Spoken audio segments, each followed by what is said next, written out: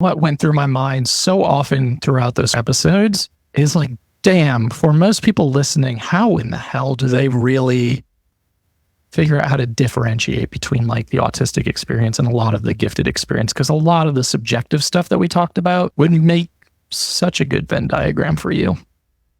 Well, Katie's already done that, thankfully, so I don't have to touch that. But there were definitely times where even I would kind of step in and be like, well, actually, I think what you're describing is ADHD, because I also do that. I think it does get so messy. And I think that's part of like folks who are critical of the gifted conversation and the ableism in it.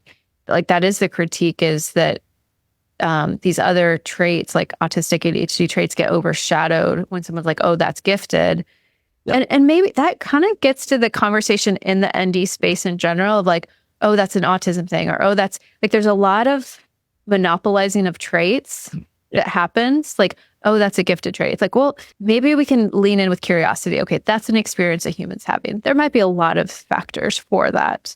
But there is this urge to like label it. That's a gifted trait. That's an ADHD trait. That's an autistic trait. That's RSD. Like this obsession with naming.